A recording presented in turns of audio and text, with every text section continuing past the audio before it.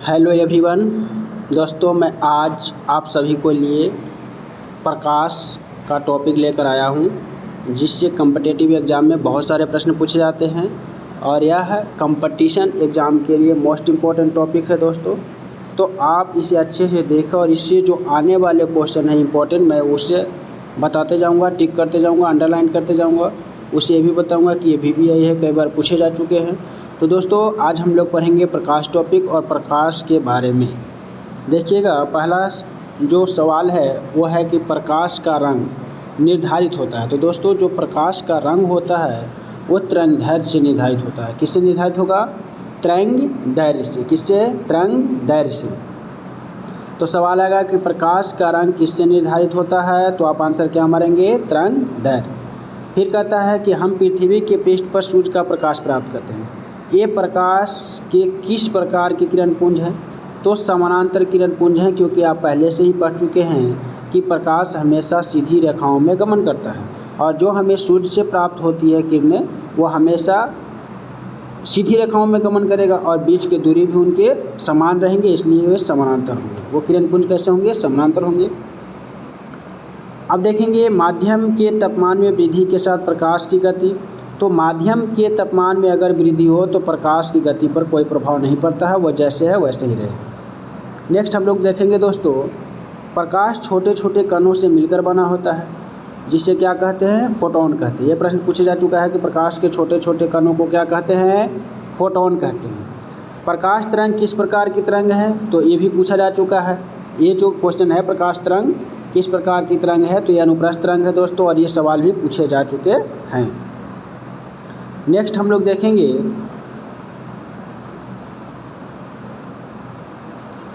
Next सवाल है दोस्तों, प्रकाश का तरंग सिद्धांत किसके द्वारा प्रस्तावित किया गया? तो दोस्तों ये मोस्ट इम्पॉर्टेंट क्वेश्चन है, कई बार पूछा जा चुका है। हाइगेंस। प्रकाश का तरंग सिद्धांत किसने दिया? तो हाइगेंस ने दिया। प्रकाश का तरंग सिद्धांत किसके द्वारा प्रस्तावित किया गया? तो हाइगेंस के द्वारा, और ये मोस्ट इम्पॉर्टेंट है दोस्तों, इसे याद कर लें। फिर अपवर्तक दूरबीन में क्या होता है? तो असमान फोकस दूरी के दो उत्तल लेंस। ठीक है। आकाश में नीला रंग, मोस्ट इम्पॉर्टेंट क्वेश्चन दोस्तों। आकाश में नीला रंग प्रकट होने के साथ संबंधित प्रकाश की परिघटना है। तो आकाश में नीला रंग दिखने का कारण है प्रकाश का प्रकीर्णन, और ये प्रश्न कई बार पूछे जा चुके हैं। नेक्स्ट हम लोग देखेंगे, जब प्रकाश की किरण एक माध्यम से दूसरे माध्यम में जाती है तो इसकी आवृत्ति पर कोई प्रभाव नहीं पड़ता, अर्थात आवृत्ति समान रहेगी। नेक्स्ट हम लोग देखेंगे, और नेक्स्ट सवाल ये है कि आकाश का रंग नीला प्रतीत होता है। तो आकाश का रंग नीला प्रतीत होने का सबसे मुख्य कारण है कि छोटी तरंगदैर्घ्य वाला प्रकाश बड़ी तरंग वाले प्रकाश की अपेक्षा वायुमंडल द्वारा अधिक प्रकीर्णन होता है और वो ब्लू रंग का होता है, नीले रंग का। इसीलिए आकाश का रंग क्या दिखता है दोस्तों? नीला दिखता है।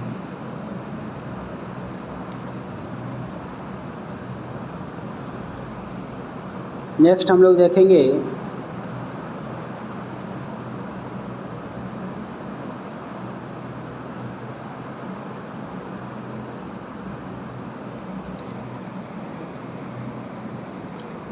कहता है नेक्स्ट सवाल कि किस गुण धर्म के कारण पानी से भरे बर्तन में डुबोई गई छड़ी बुरी हुई प्रतीत होती है? तो प्रकाश के अपवर्तन। किस गुण धर्म के कारण पानी से भरे बर्तन में डुबोई गई छड़ी मुड़ी हुई प्रतीत होती है? तो आपका आंसर क्या हो जाएगा दोस्तों? प्रकाश का अपवर्तन। पूर्ण आंतरिक परावर्तन होता है जब प्रकाश कहाँ से गुजरेगा? हीरे से कांच में। जब प्रकाश हीरे से कांच में जाएगा तो प्रकाश का पूर्ण आंतरिक परावर्तन होगा। नेक्स्ट हम लोग देखेंगे, इंद्रधनुष बनने का कारण क्या है? तो वायुमंडल में सूर्य की किरणों का जल बिंदु द्वारा परावर्तन होने से इंद्रधनुष बनता है। नेक्स्ट हम लोग देखेंगे, मृग तृष्णा किसका उदाहरण है? तो मृग तृष्णा जो है वह प्रकाश का अपवर्तन एवं पूर्ण आंतरिक परावर्तन का उदाहरण है। सवाल आएगा कि मृग तृष्णा किसका उदाहरण है? तो आपका आंसर होगा प्रकाश का अपवर्तन और पूर्ण आंतरिक परावर्तन। नेक्स्ट सवाल हम लोग देखेंगे दोस्तों, और नेक्स्ट ये है, नेक्स्ट में क्या है? प्रकाश में ध्रुवण की घटना से यह सिद्ध होता है कि प्रकाश तरंगे क्या है? अनुप्रस्थ तरंग है। पहले भी पढ़ा चुका हूँ कि प्रकाश तरंगे किस प्रकार का तरंग है? तो अनुप्रस्थ तरंग है। प्रकाश विकिरण की प्रकृति होती है तो यह तरंग एवं कण दोनों के समान होता है। प्रकाश विकिरण की जो प्रकृति है इसमें तरंग और कण दोनों समान होते हैं। तरंगताल वास्तविक गहराई से कम गहरा दिखाई देता है। इसका कारण क्या है? तो इसका भी कारण है प्रकाश का अपवर्तन। नेक्स्ट हम लोग देखेंगे, एक तालाब के किनारे मछुआरा मछली को भाले से मारने की कोशिश कर रहा है। समझिएगा सवाल को। एक तालाब के किनारे एक मछुआरा मछली को भाले से मारने की कोशिश कर रहा है, तदनुसार उसे निशाना कैसे लगाना चाहिए? तो दोस्तों उसे निशाना जहां मछली दिखाई दे उसके ऊपर लगाना चाहिए, जहां मछली दिखाई दे उसके ऊपर। नेक्स्ट हम लोग देखेंगे,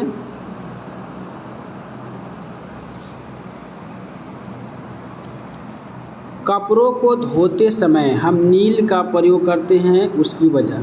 तो सही वर्ण संयोजन के लिए हम लोग नील का प्रयोग करते हैं। पीले रंग का पूरक रंग क्या है? तो पीले रंग का पूरक रंग है दोस्तों नीला। अंतर्दर्शी जिसे एंडोस्कोप बोलते हैं क्या है? तो यह आहार नाल के भीतर देखने के लिए प्रयुक्त एक प्राकृतिक यंत्र है। ये पूछा जा चुका है दोस्तों। अंतर्दर्शी क्या है?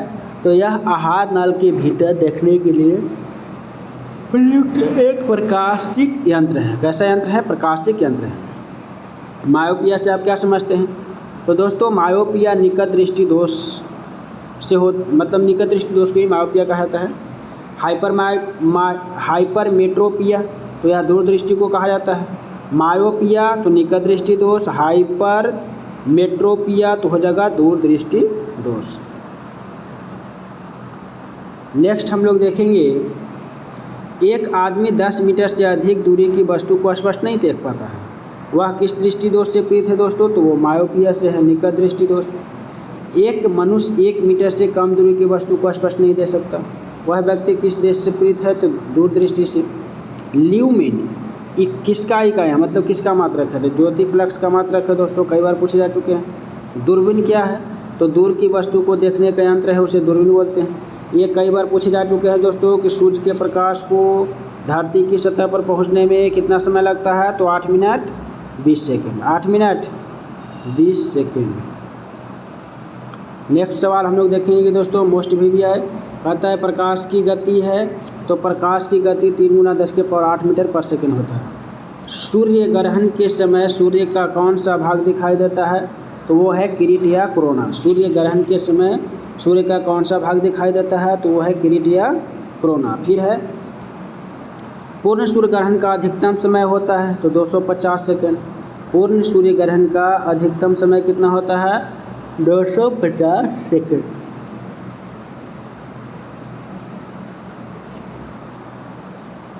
सूर्य ग्रहण कब होता है?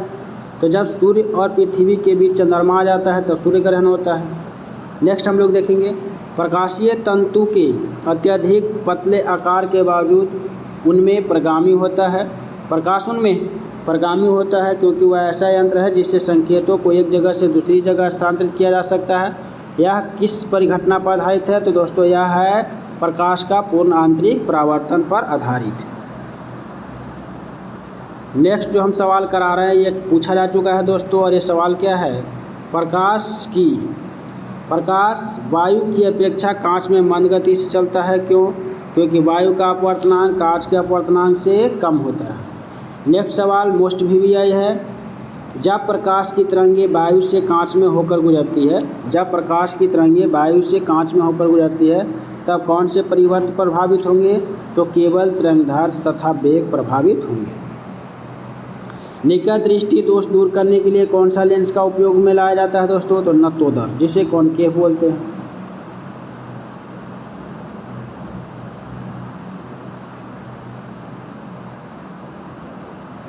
देखिएगा दोस्तों, एक मोस्ट VVI क्वेश्चन है जो पूछे जा चुके हैं। पहला है सवाल कि प्रकाश तंतु जिस सिद्धांत पर काम करता है वह है, तो दोस्तों प्रकाश तंतु जिस सिद्धांत पर काम करता है वह है आपका पूर्ण आंतरिक परावर्तन, जो अभी पढ़ाए थे थोड़ी देर पहले, पूर्ण आंतरिक परावर्तन। और दोस्तों ये सवाल UP, UDA, LDA प्री में पूछा जा चुका है और UP PCS में भी पूछा जा चुका है, और कहाँ पूछे जा चुके हैं? तो IAS के प्री में भी पूछा जा चुका है दोस्तों। IAS के प्री में भी ये सवाल पूछे जा चुके हैं।